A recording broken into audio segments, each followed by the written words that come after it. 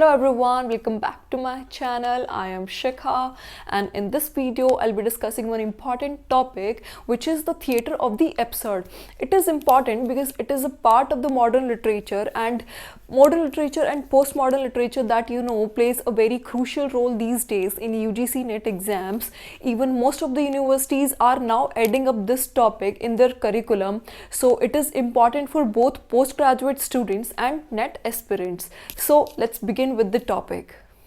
So the theatre of the absurd is a modern literary movement. It was not exactly a movement, but it is a term given to the number of plays, most of which were written between 1940s and 1960s. And there was a philosopher named Martin Esslin. Please remember this name, Martin Esslin. This question has been asked number of times in UGC NET exams, that Martin Esslin is the person who coined the term the theatre of the absurd. He coined the term the theatre of the absurd.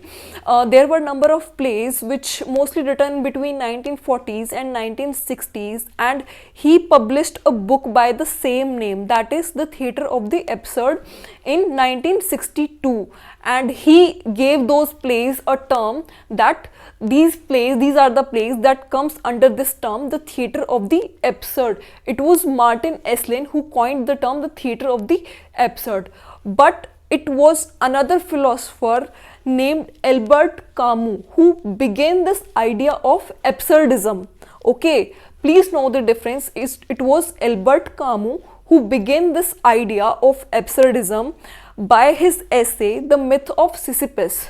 He wrote this essay, The Myth of Sisyphus, in which he talks about another classical figure named Sisyphus, and he began this idea of absurdism, and it was Martin Esslin who coined the term the theatre of the absurd in 1962 by his book with the same name.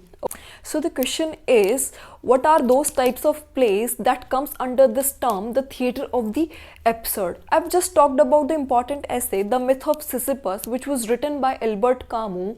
In that essay, Albert Camus uses a myth of the Greek mythological figure named Sisyphus, and what he does, he was condemned to push a heavy rock over the mountain, over the top of the mountain, only to see it roll back down. What was he doing? He was pushing a heavy rock over the mountain, but the rock ultimately comes over down, and he was pushing it again over the mountain.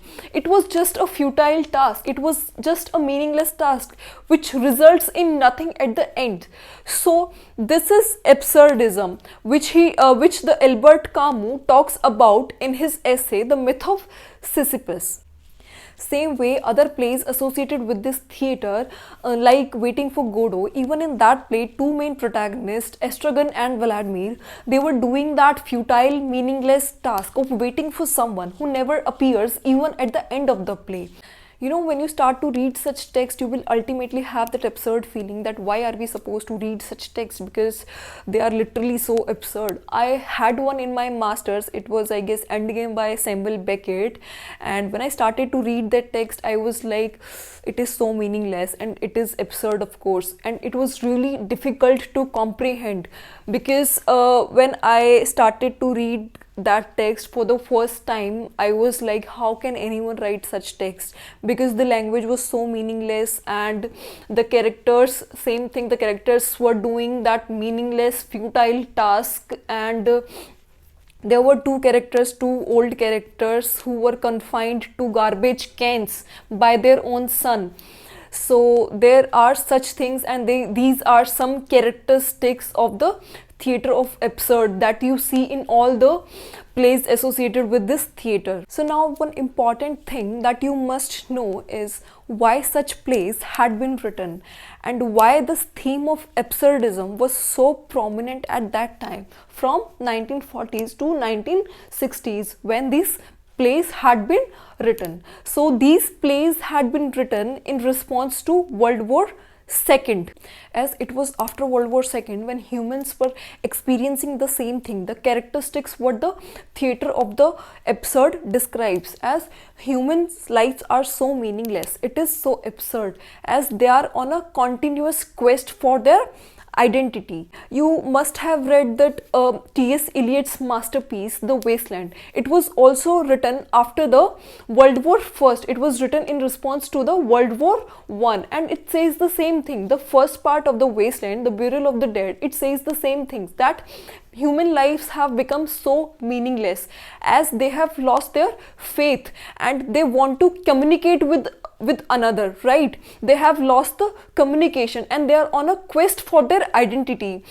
It was, I don't remember, in I guess second section, where the bartender says, please hurry, it's time. Please hurry, it's time. What it signifies? It signifies the lack of communication between the human beings. If you have read The Wasteland, you must have the idea what exactly it signifies. It has this philosophical meaning when those three ladies, they were discussing something, and the bartender, he interrupts them continuously by saying that hurry, please, it's time. Hurry, please, it's time. And it signifies the same thing, that people have lost the communication and people have lost their human values, right? It signifies the lack of communication.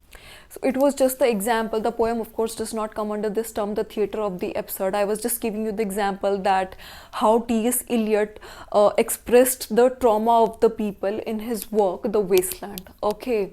Now, till now, I have just discussed about what the theatre of the absurd is and how it arose and what are the factors associated with it and what are the characteristics of the theatre of the absurd. Now I'll be discussing some key figures that are associated with this theatre. It was Samuel Beckett, Arthur Adamov, Eugene Ionesco, Edward Albee, Jean Genet, Harold Pinter, Tom Stoppard.